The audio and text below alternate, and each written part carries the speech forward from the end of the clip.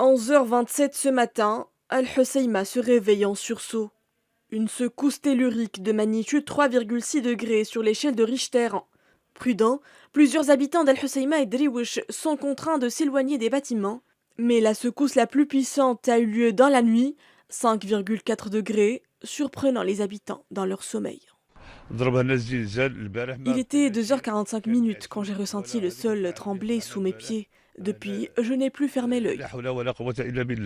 Inquiets, de nombreux habitants ont campé à la Belle Étoile. Une nuit blanche en plein centre-ville, au plus loin des habitations.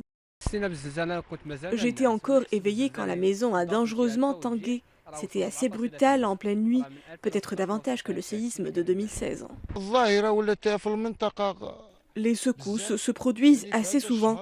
Heureusement, il y a peu ou pas de dégâts, mais on a peur que ça recommence. À Rabat, l'événement sismique est suivi de près par l'Institut national de géophysique.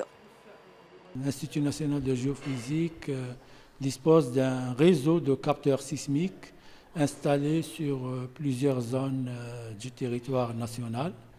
Les capteurs sismiques envoient leurs signaux en temps réel vers la centrale de Rabat où l'analyse automatique et différée est faite pour localiser les tremblements de terre.